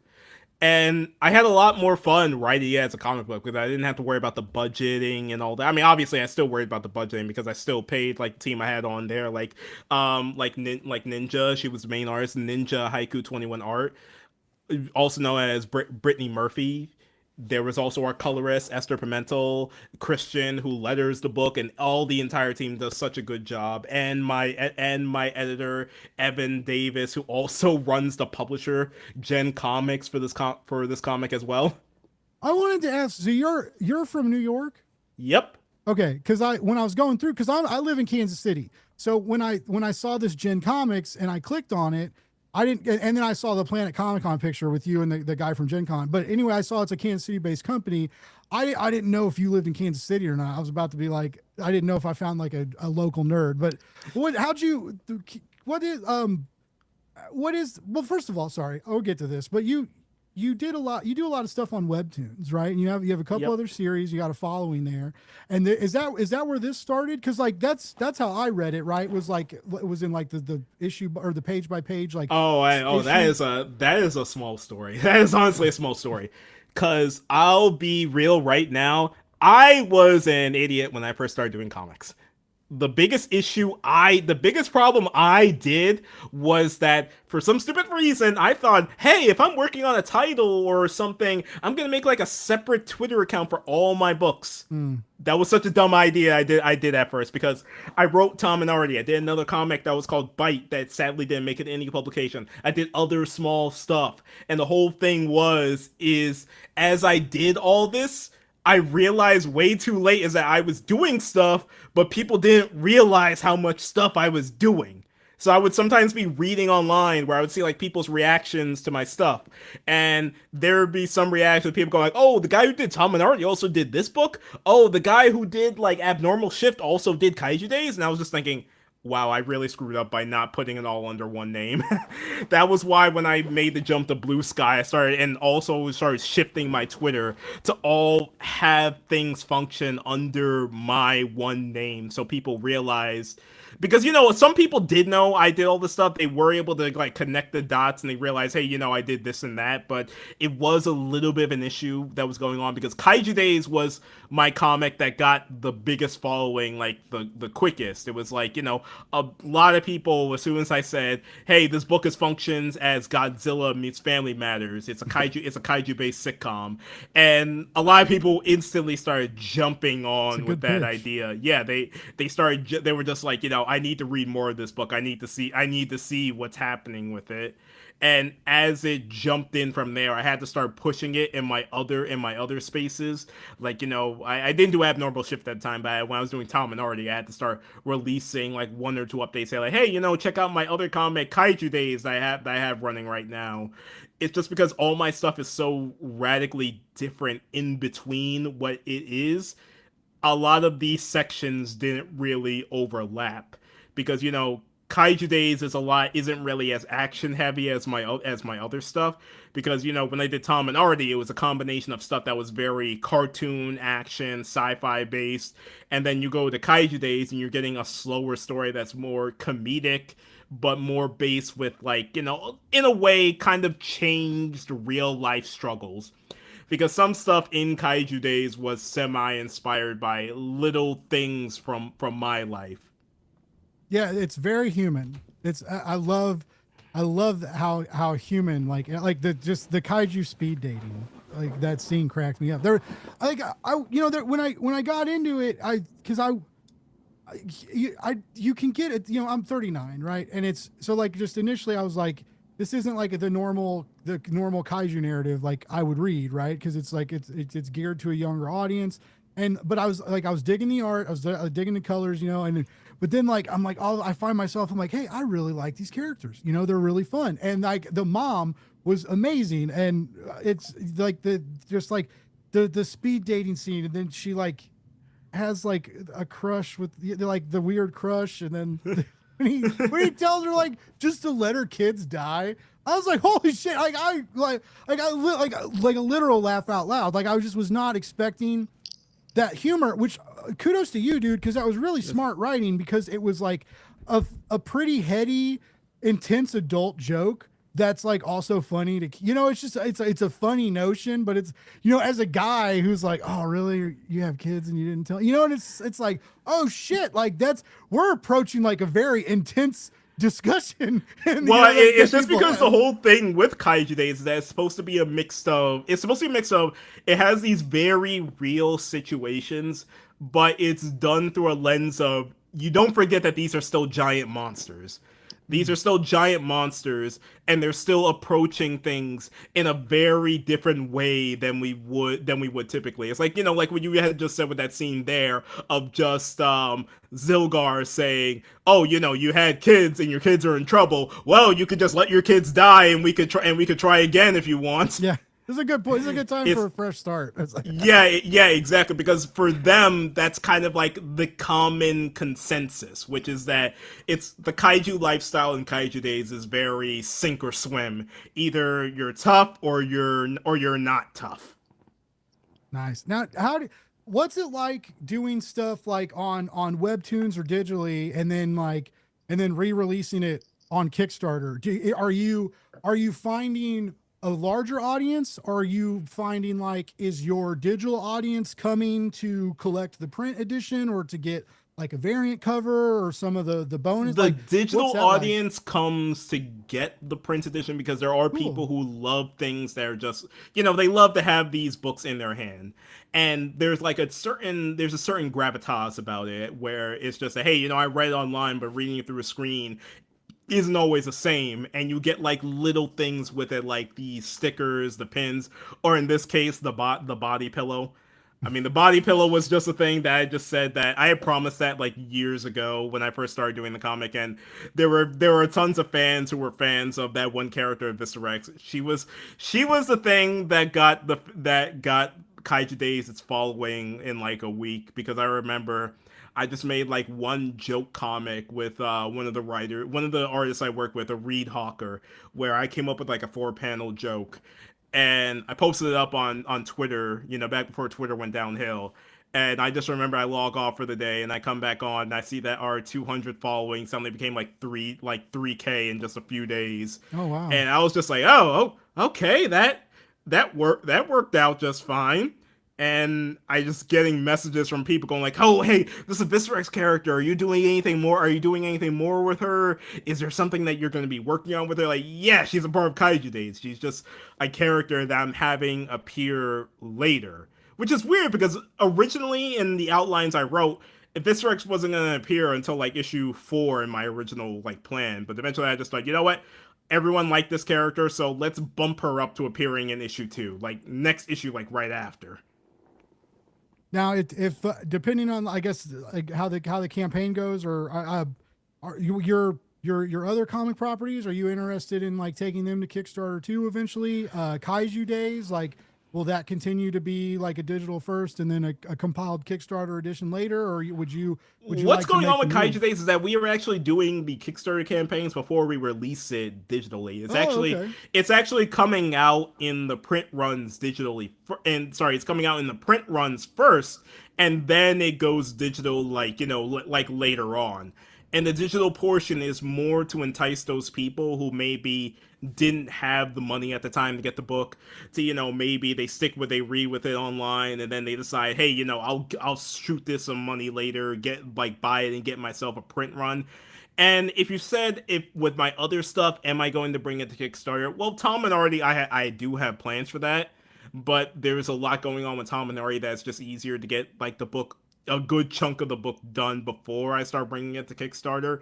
And Abnormal Shift, well, Abnormal Shift is like is a different situation, because I wrote that comic and made that comic with the artist Andre Zerpa for in the scrolling format, and I haven't decided yet how we would work that out if we would ever bring it to a print run. The most I've done in like small little events I've done where I presented my stuff is that I would put up a what is it, a URL, well, one of those scanners you can do. Oh, the QR code. Yeah, the QR codes that if you want to read it online, you know. And some people, yeah, that has worked for enticing them. It's just been different about how I first started doing comics, which is basically with Tom and Artie at first, and then Kaiju Days was the midpoint, and Abnormal Shift is the current point, and how much I've learned since then, which was having more of a guaranteed plan of where you're reaching out and where you're focusing with your content. Because, you know, a lot of people think that, hey, if you're doing a kaiju-based comic, you're just going to reach out to the kaiju community, right? Like, no, you're going to be reaching out to, you know, for example, you know, I reach out to people who enjoy slice of life stories. They enjoy, like, a little bit slower stuff. They Yeah, you enjoy gotta move outside your circles. Yeah, exactly. To make your audience bigger, you know? Oh, yeah. Oh, no. The thing is with the kaiju community, that's what I learned, like, really quick, was that there are a lot of people who are in the kaiju community, yes, but they are only interested in Godzilla content. If you're not making Godzilla content, then you might as well just, like, you know, not exist to them. And sadly, that is a large portion of that fan base. I mean, you know, I'm not gonna hawk it. I understand, you know, when you're talking about Big G, that's Godzilla. No matter what you do in the kaiju community, you are gonna be compared to Godzilla, like no matter what. That was actually a funny thing, because we actually did do, like, this little animated it was a motion comic short we had where the characters did meet Godzilla, and we got that entirely we got that voiced, we got that, like, a little bit of animation done there too. And I just remember we had, like, a whole joke about it, because there was a scene where Big Mama and Godzilla get ready to fight, and you know, I remember when we were getting that scene animated, and I was just thinking, because this went on YouTube, I was just like, okay, is the Godzilla roar copyright infringement? I had to look that up, and I was reading about it. I was like, would I get flagged if I put that up? And I could not get a definitive answer, so I just said, okay, you know, screw it. When we got to the editing phase and Big Mama does her roar, and then it got the Godzilla, we just had it completely silent, and it has a little text that says roars and copyright. Nice. Better safe than sorry. That's I don't know what the rules are, because I love those. I don't think if it's AI, I'm gonna feel bad. But if I don't think they're AI, the little baby Godzilla videos, and, like, there's one where, like, the little baby Mothra comes and, like, picks him up and flies him away, and there's one where he's like fighting a little slime monster, and someone walks by and steps on it, because he's literally like the tiniest little Godzilla, and when he roars, it's like a cute little squeak. But it's not like the Skreonk, you know, it's a little different, but it's very much Godzilla, but it's not, and it's just I'm pretty sure it's an animator just fucking around. But I'm like, how do you not? Because they get like hundreds of thousands of views, like they have a huge Instagram following. Anyway, I don't ever know what my Adrian Kalarick just did, like, a Tick bootleg that he sold for a weekend. And it was good. He let me read it, and it was so good. But he's like, yeah, he told me, he was like, as long as I don't get sued. And I was like, just call it a zine. You can do whatever you want if it's a zine. And he was like, that's why you're my lawyer. And I was like, remember, I just got fired. Like, his book, he was like, it was like 48 hours you only had, right, to grab it? Yeah, it was like, yeah. And he printed, like, he's printing it for real. But, like, I don't know if it'll have, like, an indicia or like an inside front cover or anything. It's printed like a comic, but made like a zine. It's all black and white. It was hilarious. He's a fucking genius. Everybody should follow him. He's super cool. Is great. Yeah. Robert, I don't know. I don't know his cost or your budget, but, like, can he has quirky art like Lane's. I saw you have an awesome. I love Lane, and you have a Lane Lloyd variant. But this guy would he would do a cool cover if you ever needed a variant cover. Adrian Cleric, I would check him out. He has a book called The Sitter, and Trakovi. They're very adult, nasty, mean comics. But when you see his kind of animated style, I don't know. You may want to check him out. It might be, but anyway. Oh yeah, sure. Just send me after done. Just send me an email. Yeah, I guess we'll look into it. I'll show you some stuff. He's a good dude. But yeah, it's I think you kind of got to think outside the box sometimes. And I also think sometimes you got to. What you did was smart and funny, right? But also, I mean, sometimes I think maybe you do just gotta put the scree honk in there. I don't know. Like what do you guys think because like Gerald, Mike, you guys are storytellers too. When things get a little too close to something that happened already, or even if you're putting like Easter eggs in your book or something, or like a nod to something. Like I recently found out, how much it can cost when you want to like put song lyrics in a comic. Like I never really realized. Oh yeah, apparently of course you have to pay for that shit, right? But apparently you can get around that by just, if you have the connection, you can just ask the musician if you can use it. Oh really? And if you get like a written like thing that says you can use it, that can stem some of it. I'm not sure how true that is or how often that works, because I've seen that some creators can get away with that. But I think they do say that they do have some link to whatever singer they're like using from. I mean, have you guys had to really worry about that? And because like Mike, your the nights aren't copyright. That's it. But I mean, when you start kind of like, if you think about, like, if you like mention, I mean, Arthur's public domain too by now, right? But like, if you start kind of mentioning something, like there's, when you get into fantasy and knights, even with the unique aspect of like the magical armor and the emblem, and you like kind of Iron Man's onto him, which I fucking love. And it's like mystical Iron Man, not technology Iron Man, but it's, you have so much fresh going. I don't know. I don't know. It's I just always, I like everybody wants to sue people these days for some dumb reason. That's American. That's very American. Oh yeah, you're not one of us. You probably don't even have guns. I don't have a gun, so like that's. Well, you gotta remember, in Kaiju. Oh, sorry, Mike. You go ahead. I was just gonna say, I like to pay homage to some of my favorite books or movies and stuff. Like there's little nods to things throughout Armored, just little things like he calls the ghost Meatloaf, and that's just straight up from American Werewolf in London. And then in No Malone, there's one whole scene where the director and I are huge fans of a horror movie called House from the 80s. Yeah. And we were just like, let's do that scene from House where the dude goes into the mirror, or like into a portal behind the mirror. We did the same thing, and it was just because we love the movie so much. But that's paying homage. That's not like using something that's copyrighted. You know what I mean? I got you. It's a great Gerald, did you have to worry about any of that with your art book? Like any covers or characters? I'm curious about that too. I've noticed like with some art books, like people can throw in like a little bit of Marvel, a little bit of DC. It's like art books have like a weird gray area. It's just, what do they call that in the beginning of the book? Indica. There's just a statement you have to say. That's all. Oh. And the comics community, when it comes to that, is actually more forgiving than you think. Like if I just did a print, because I love Swamp Thing, and I'm not trying to rip off Swamp Thing. I want to draw Swamp Thing.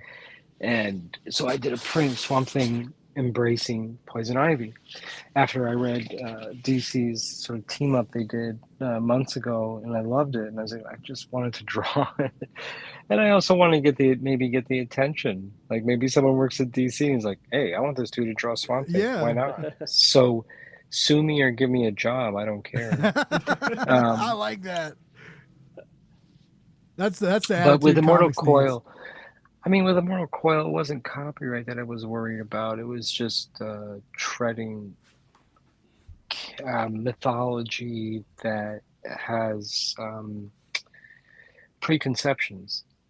So it wasn't so much I was worried about copyright. Obviously, Norse mythology, one of the things Lovecraft did with Eldritch Horror is that he never copyrighted it. He wanted it to be in perpetuity of where these stories could go. So I wasn't worried about copyright because I definitely did a lot of research. And I took a chance on that book because I was like, I'm doing other comics that are completely original.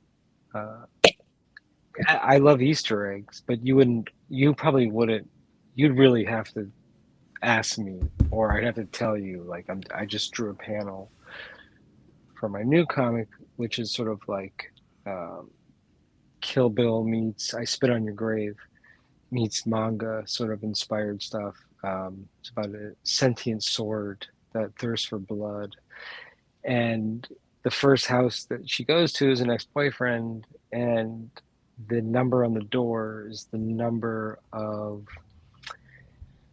the house of the first woman that Beatrix kills in Kill Bill 1. So it's like little stuff like that. I'm a huge Tarantino fan, so I throw in a lot of homage Easter eggs in there. Do a lot of feet. Sorry. I like him. I like his movies. I heard he's.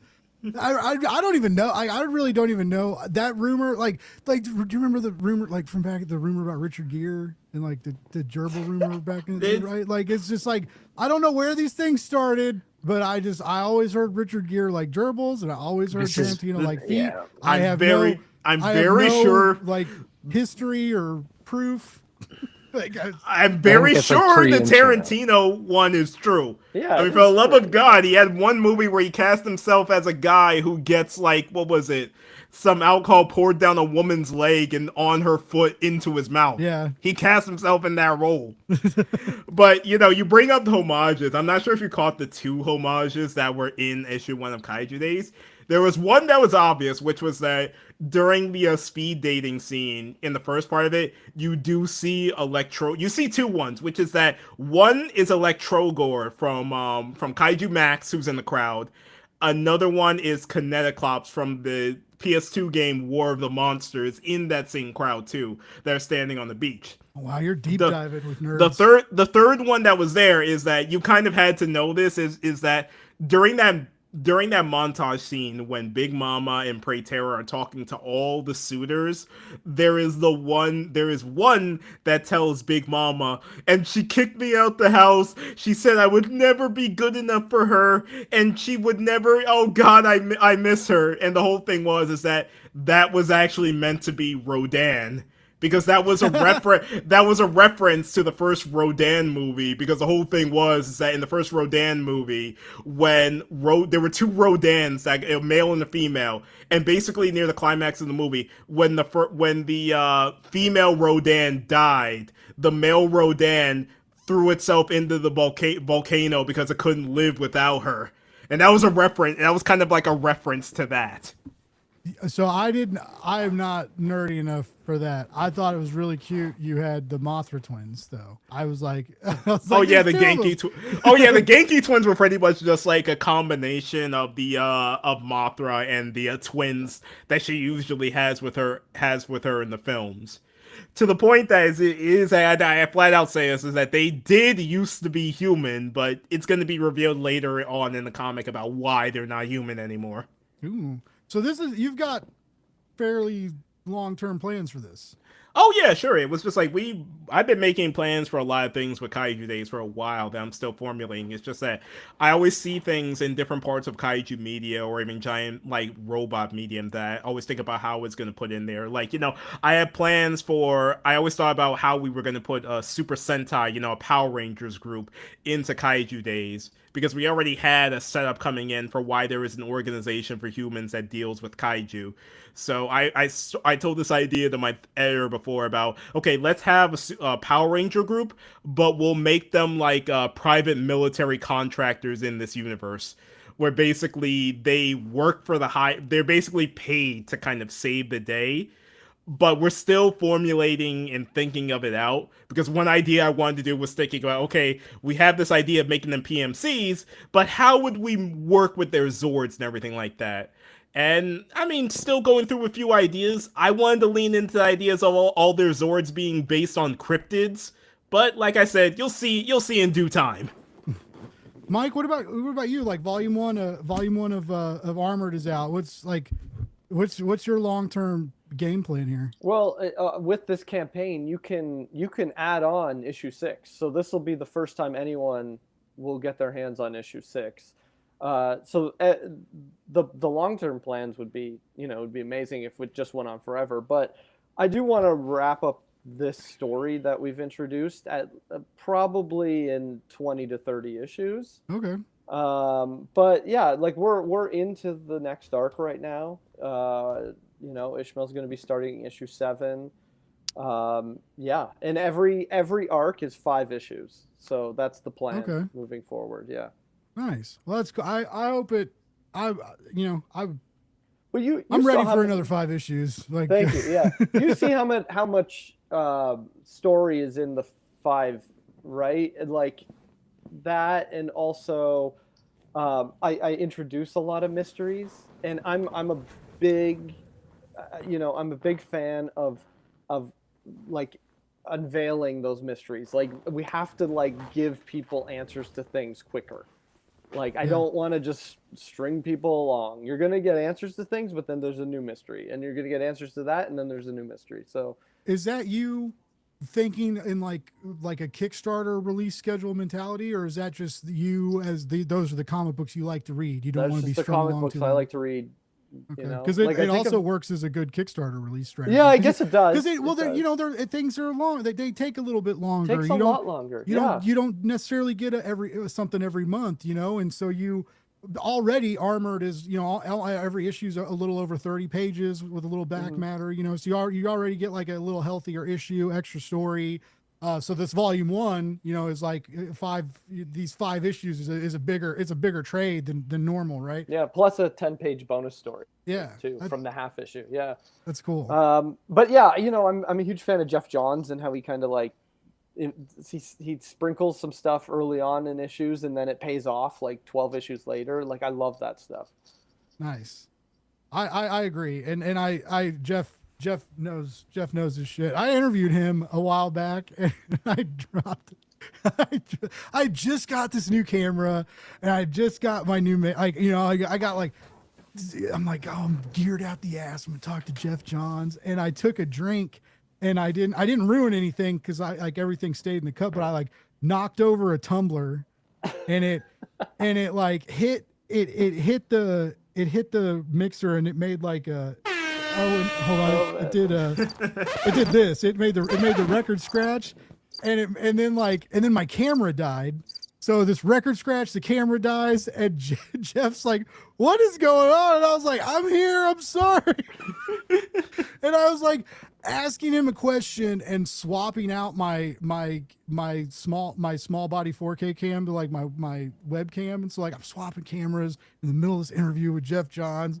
Feeling like an idiot, I'm like there. He's cracking up, and like him and Brian Hitch are laughing their asses off. So like everybody had fun, but I was just like, oh my god, I got to talk to these icons, and my camera dies. I hit a stupid button. I'm making sound effects out of it. It was just like, what did you do? It made for a great short. It was a good short. I know it's late, and I know I've kept you a while. We got one last question. I think that could be a pretty good pretty good deal. And Gerald, I'll let you just answer it first. But like someone in the chat they just said, oh damn it, they said something. All right, the time they worry that like time could be better spent elsewhere. Like if it isn't going to be a blockbuster, will it be seen? And Gerald, I think you said something earlier about like it's a shorter campaign, it's a higher priced book. If less, it's not going to be something for everybody. So you like going into it, you knew that like you weren't going to get like the amount of backers for your normal campaign, but it's you were still propelled to do this. So like, what do you say to Broomhandle? I'm not sure they're real. I don't think that's their real name. It could be. Who knows? But to Mr. Broomhandle, what do you say if it's, is it because someone's going to see it? So if you scream loud enough, someone's going to see it. So it's, on that note, it's obvious. Listen, I guess. Well, listen. I don't get to do a lot of conventions. This answers that, and because it's the same thing. And I think it was like the first convention I ever did, and nobody knew who I was. Few people stopped by, sold a few books, and I had all these expectations. And I learned really quick that you're never going to make something for everybody. Like, that's just not going to happen. You are going to make because you create, and there's the creating. And honestly, I feel like if one person truly loves something that I did, then I'm very happy. And it's the same for Kickstarter. There's 56 backers, and to me, I am above and beyond grateful that there was even more than one. And none of those are friends or family. I mean, maybe some have become friends, but we met in the comics community. So I'm just grateful to be able to do this for a living. And I'm happy to do it for one person or 50 or maybe one day thousands. But if I don't do this, that devil inside, starts to eat me up. And that's part of why I call it this book, because, I do sort of this, I guess, more, not horror always, but more darker, I guess, stuff, because that's my outlet. That's my passion. It gets that stuff out of me so I can go play Pokemon. Not with grown-ups, with my kid. I play Pokemon by myself, dude. So I am 39. I turned 40 in October, and I recently found out that like I love Pokemon. I've loved JRPGs my whole life, so it's silly. But yeah, I beat Fire Red a few months ago, and I transferred my Pokemon over. Anyway, it's great. Gerald, sorry, Gerald. Gerald was like, Blake, I gotta go, and I was like, answer more questions. Sleep tight, Gerald. I will. Everybody, there's his links and everything are there. You've seen some of his art in the show. He's an absolutely phenomenal artist. You need to follow him. You need to keep track of him. And I highly encourage you to check out that art book, which you can find linked in the description. You can find linked in the comments. Guys, on that note, I want you each to answer this question. And I swear to God, I'll let you go and I'll shut up. But Mike, what do you think about that? Because you have, like you said, you have gotten lucky. You got with the publisher. The book has gotten well reviewed. The audience is growing. People are digging it. But I can tell this was an important story for you. I can tell there's a lot of heart and charm and soul in it, right? So this was something. I feel like this was a story you had to tell, like one way or another, and like kind of like what Gerald said, like whether one person backs it or 1,000, it had to be what to do, right? So it's just like it doesn't. What do you have to say about that? Yeah, armor just has to exist. Like, I look at each campaign, or if and when it ends up on store shelves, I don't look at it as something where it's like, oh, I hope to make money off it. I hope to make money to pay my artist more money to keep making it. It's like this desire. It's exactly what Gerald said. Like, I can't stop now. This story has to come out, and at the bare minimum, it's going to be 20 issues. If it does well, it'll be way more, but like, it has to happen. It has to exist now. I've caught the comic book. I've been a huge comic book fan since I was like 3.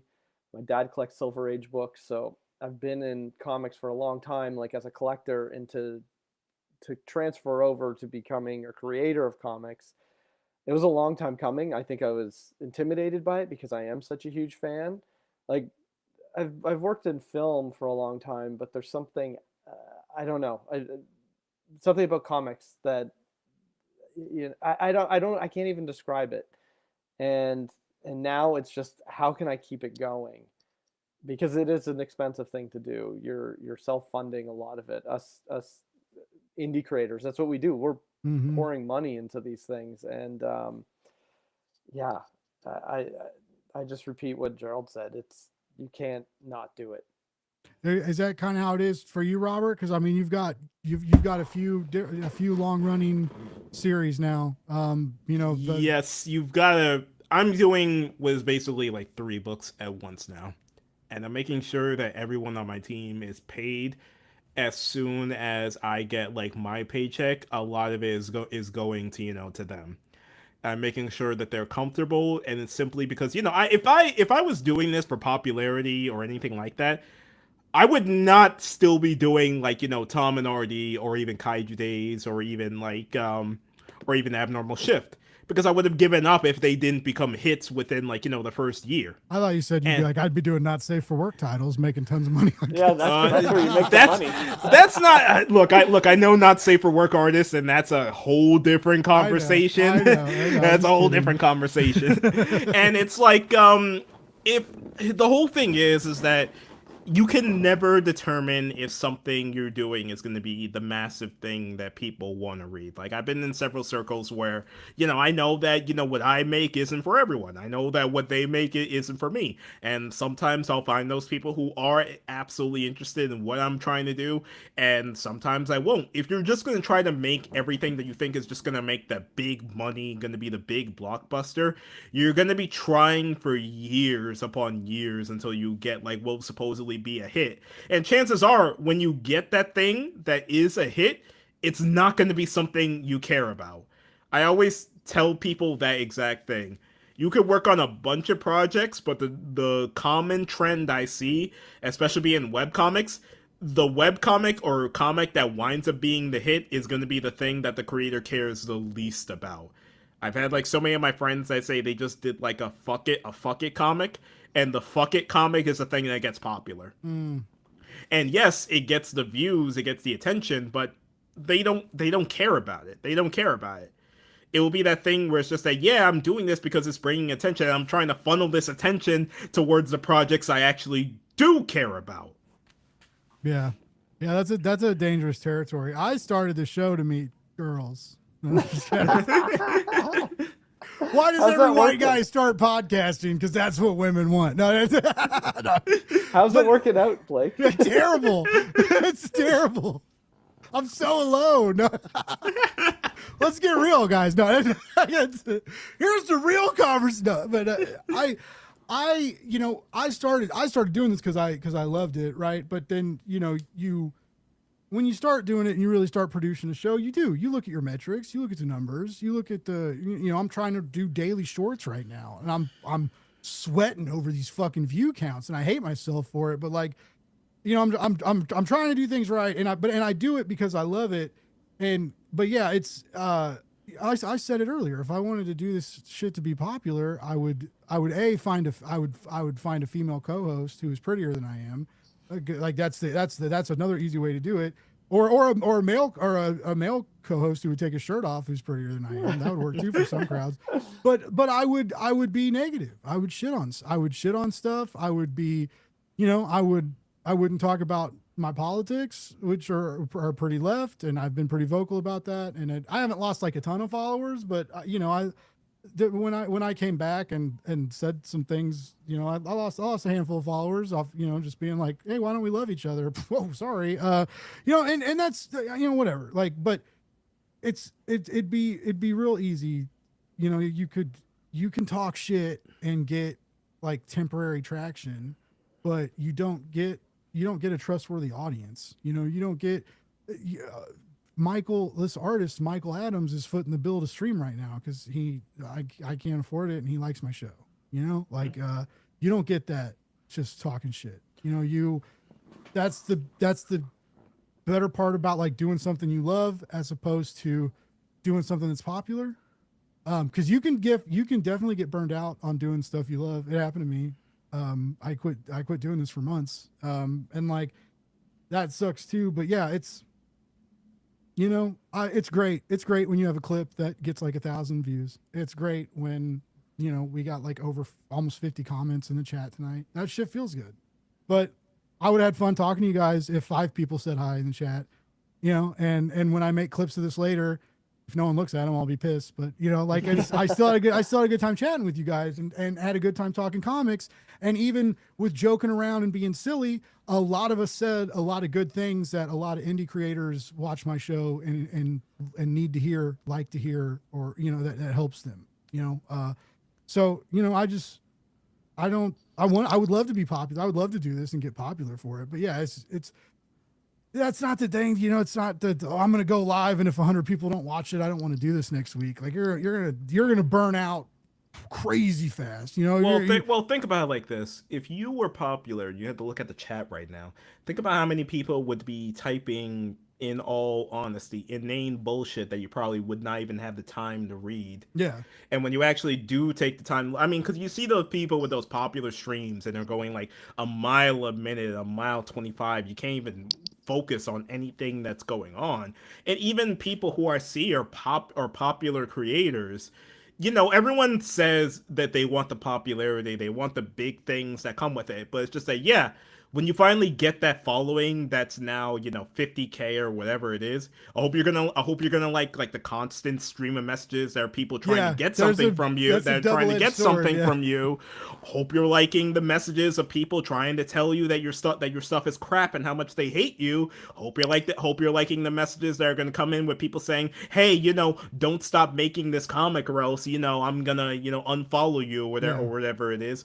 All this stuff that people, because you see it from the outside, and when you're looking in, you're going to be feeling that you wish that you would never hit that line to begin with. Yeah, that's true. Yeah, so just follow your heart. And I do think, and I know this is cheesy, but both of you guys are creators. Maybe you agree with me, maybe you don't. But like, it's an itch, right? And it scratches at you.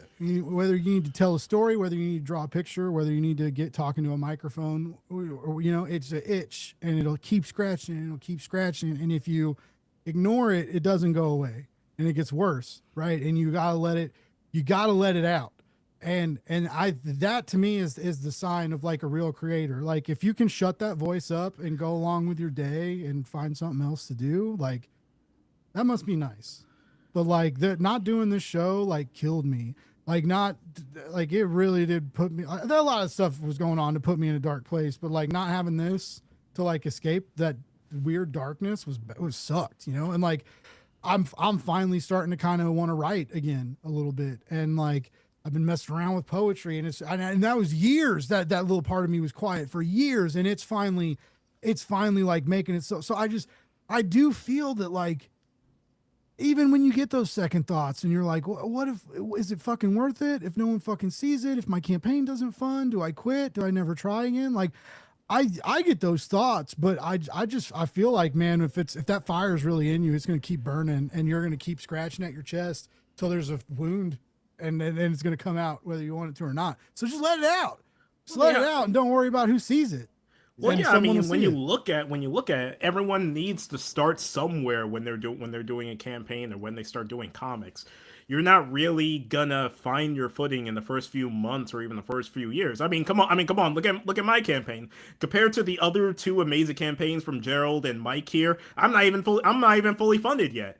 But I've grown okay with the fact if I don't get funded. If I don't get funded, oh well, we're still gonna do the book. We're still gonna try again another time. And I'm not gonna blame that I didn't get funded on the people who follow me or the people who read it. It's just that, hey, you know, maybe the stars didn't align. Maybe things just didn't happen. Maybe things just didn't happen right. But it's not gonna mean I'm gonna go, oh, woe is me. I'm never gonna write another book again because one campaign I didn't get funded. No, it's just that, you know, it's that old saying. You fall down 8 times, you get up 9. That's pretty much it. Not everything you're going to do is going to be successful out on the first go. It doesn't need to be successful. If you enjoyed doing it, if you felt like your time doing it was worth it, you think about it like this. You made a book. Do you know how many people in this livelihood wish they could have done that? Even if you made one book, you've already done more than most people in this world have done in their lives. That's true. You've put your money where your mouth is. Even the same thing with you making a podcast. you've done something that people always sit around at a bar saying, I'm gonna make a podcast one day, bro. It's gonna be so great. It's gonna be so awesome. You've done it. You've lived the dream that most other people wish they could do. Don't do it. No, I'm kidding. Guys, it is getting late, and I appreciate both of you. Real quick, Michael, where's mailing list, social media? Where's the best place to keep track of you and follow you and stay with all your great stories? Definitely Instagram at Mike Schwartz Writes, or Bluesky at the Mike Schwartz. And I am on X, but I don't, I post about the campaign, but I don't do anything else. We're there to market, not to have fun. I'm with you. That place sucks. I gotta. Everybody follow Mike. You're wonderful to talk to. You're a fucking wonderful writer, and you got to read Armored. I know you've heard people talking about it. Just dive in.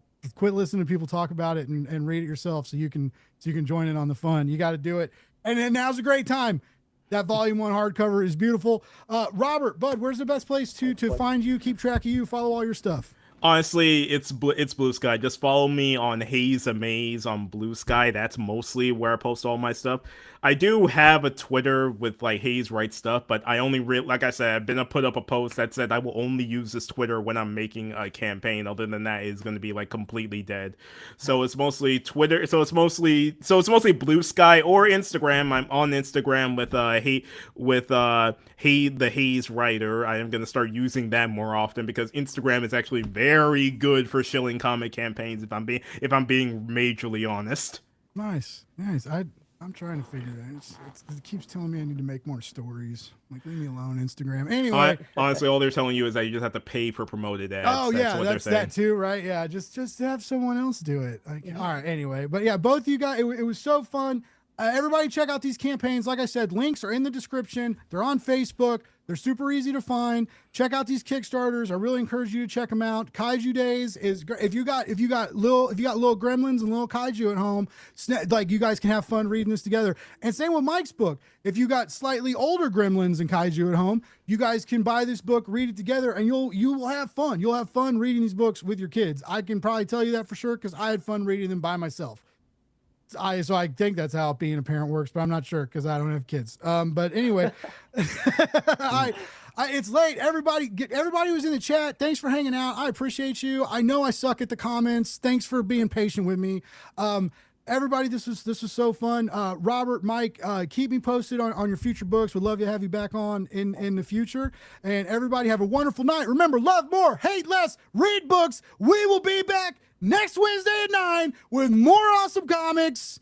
I'm very excited because the guests are already scheduled and awesome next week, and we got some cool stuff to talk about. So, good night, read books, be nice to each other. Bye.